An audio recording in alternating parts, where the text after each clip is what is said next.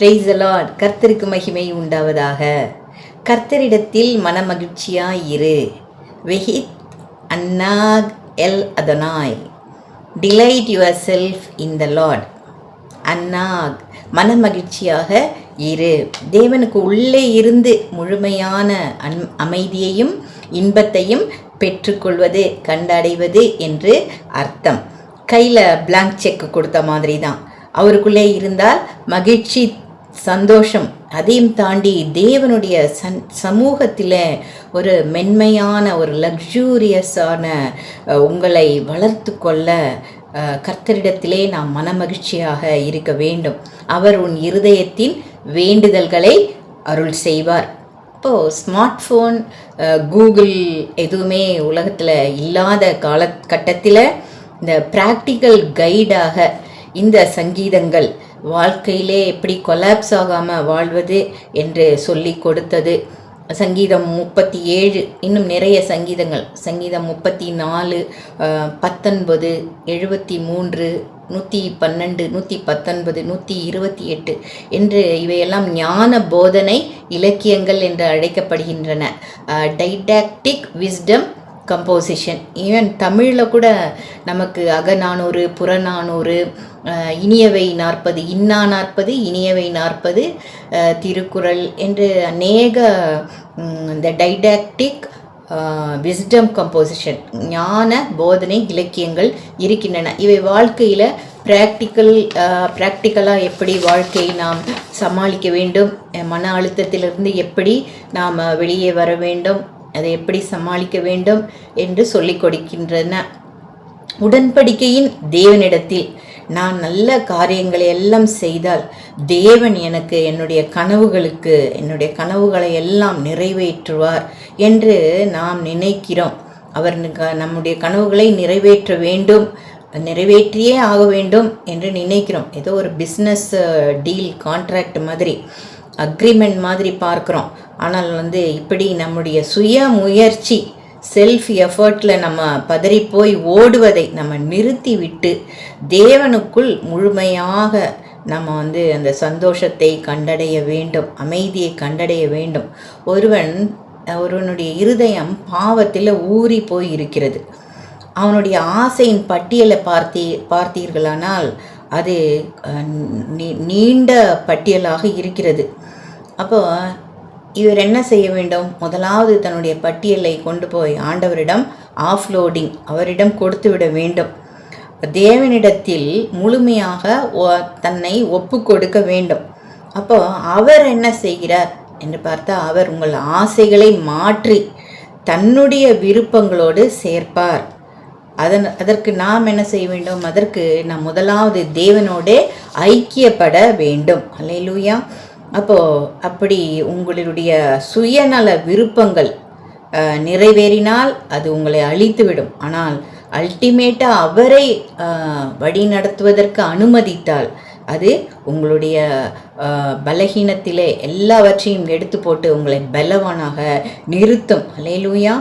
அதனால் உண்மையிலேயே கர்த்தரிடத்தில் மனமகிழ்ச்சியாக இருந்தால் சுயநல ஆசைகள் எல்லாம் மாறி தூய ஆவியானவர் நமக்குள்ளே விதைக்கிற சுய விருப்பங்கள், அந்த விருப்பங்களாக அவை உருமாற்றம் பெறுகின்றன. அல்லேலூயா. Praise the Lord.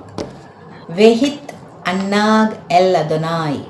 கர்த்தரிடத்தில் மனமகிழ்ச்சியாயிரு என்று தாவீது 37ஆம் சங்கீதத்திலே எழுதுகிறார். தாவீது மேன் ஆஃப்டர் காட்ஸ் ஹார்ட். அப்போஸ்தலர் நடபடிக்கையில் 13:22 தாவீதை என் இருதயத்துக்கு ஏற்றவனாக கண்டேன் என்று ஆண்டவர் சாட்சியாக சொல்லுகிறார்.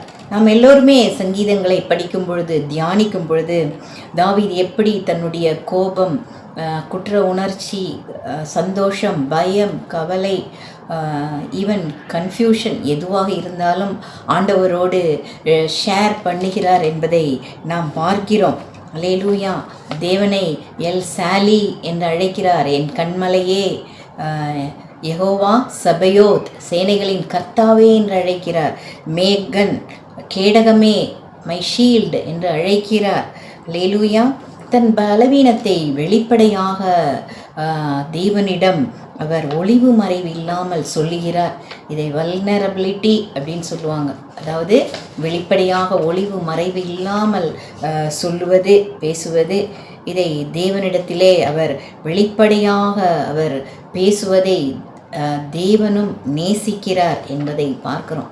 ஆனால் நீங்கள் போய் எல்லாரிடமும் இப்படி வெளிப்படையாக ஒளிவு மறைவில்லாமல் பேசினால் தகுந்த நேரத்திலே உங்களுக்கு பதிலடி கிடைக்கும்.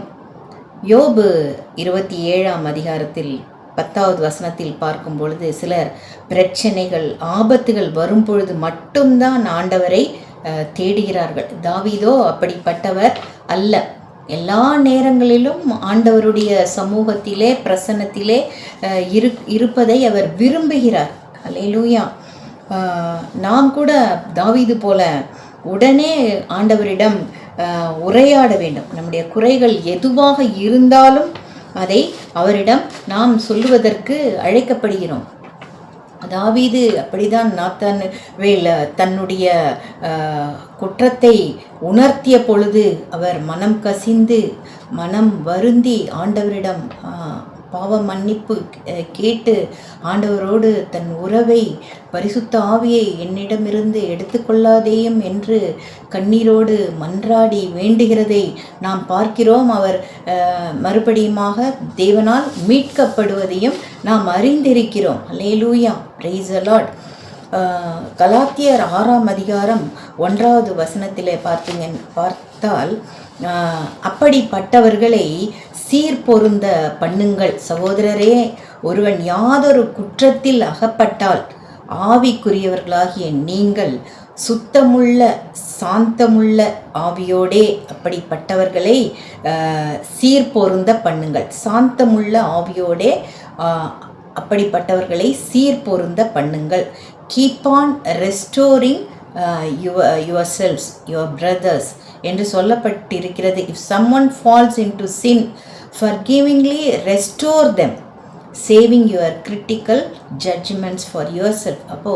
அப்படி குற்றம் செய்தவரிடம் போய் ஒளியின் தூதன் உன்கிட்ட இருக்கான் என்று அப்படியெல்லாம் பேசி அவனை மிகவும் இன்னும் அதிகமாக காயப்படுத்தி தனிமைப்படுத்தி ஒதுக்கி அவனை ஒன்றுமில்லாமல் செய்யாமல் நீ எப்படி இருக்க வேண்டுமா? யாதொரு குற்றத்தில் அகப்பட்டால் ஆவிக்குரியவர்களாகிய நீங்கள் சாந்தமுள்ள ஆவியோடே அப்படிப்பட்டவர்களை சீர்பொருந்த பண்ணுங்கள். சீர்பொருந்த பண்ணுங்கள். கதார்த்தீசோ என்று கிரேக்க மொழியில் சொல்லப்படுகிறது. கதார்த்தீசோ அப்படின்னா சீர்படுத்துங்கள் என்று பவுல் எழுதுகிறார். அல்லேலூயா. ஒருவன் பாவத்தில் விழும்பொழுது அவனது ஆன்மீக எலும்பு உடைந்து போகிறது, அது டிஸ்லோகேட் ஆயிடுது. அப்போ ஆவிக்குரிய நீங்கள், ஆவியானவரின் அபிஷேகம் பெற்ற நீங்கள் அவனை கண்டித்து தள்ளிவிடக்கூடாது. மாறாக மருத்துவரை போல அவனது நிலையை அன்போடு சரி செய்ய வேண்டும். வலையை தூக்கி எறியாமல் நூலால் கோர்த்து சரி செய்தது கூட கதார்த்தீசோ. மார்க்கு 4:21 பார்க்கிறோம். ஸ்தோத்திரம். அப்போது சீர்படுத்த வேண்டும். அல்லேலூயா. அப்போது நீயும் சோதிக்கப்படாதபடிக்கு எச்சரிக்கையாக இரு. அப்போது அவனை சரிப்படுத்தும் பொழுது கமெண்ட் செய்து கடைசியில் நீயும் அப்படி விழுந்து போயிடாத என்று பவுல் வார்னிங் கொடுக்கிறார் என்று பார்க்குறோம். கடைசியாக சகோதரரே, சந்தோஷமாக இருங்கள், சீர் பொருந்துங்கள், ஆறுதல் அடையுங்கள் என்று 2 கொரிந்தியர் 13:11 பார்க்கிறோம்.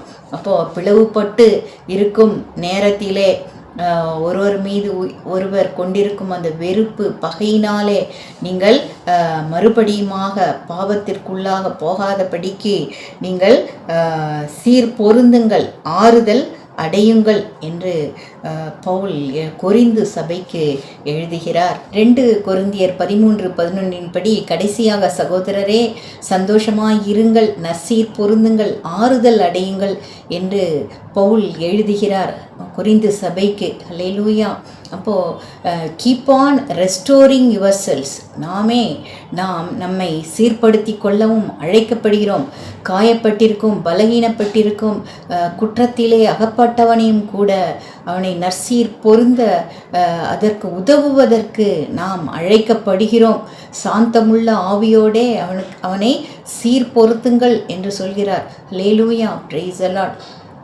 அப்படி பார்க்கும் பொழுது 1 பேதுரு 5ஆம் அதிகாரம் 10ஆம் வசனத்தில் பார்க்கும் பொழுது, தேவனே கொஞ்ச காலம் பாடனுபவிக்கிற உங்களை சீர்படுத்தி ஸ்திரப்படுத்தி பலப்படுத்தி நிலைநிறுத்துவார் என்று சொல்லப்பட்டிருக்கிறது. அல்லேலூயா, பிரைஸ் தி லார்ட்.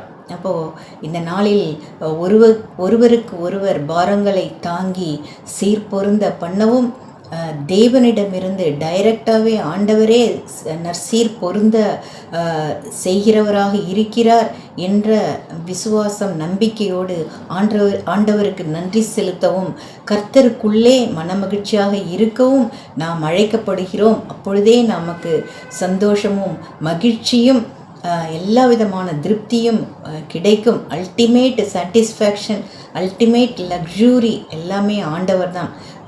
இறுதியாக திருப்தியும் அந்த மென்மையும் தேவனிடமிருந்தே நாம் பெற்றுக்கொள்ள முடியும். கர்த்தர் தாமே ஆசீர்வதிப்பாராக. ஜெபிப்போம். எங்களை அதிகமாக நேசிக்கும் அன்பின் பரலோக பிதாவே, விசேஷித்த இந்த நாளுக்காக நன்றி செலுத்துகிறோம்.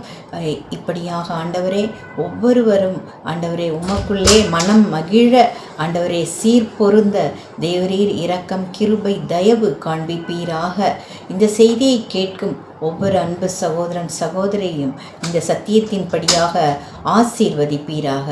உமக்கே துதி கனம் மகிமை எல்லாவற்றையும் செலுத்தி இந்த ஜெபத்தை எங்கள் உலக இரட்சகர் இயேசு கிறிஸ்துவின் நாமத்தில் ஆவியானவரின் உதவியோடு வேண்டுகிறேன் எங்கள் அருமை பிதாவே. Amen. Hallelujah. Praise the lord. Thank you.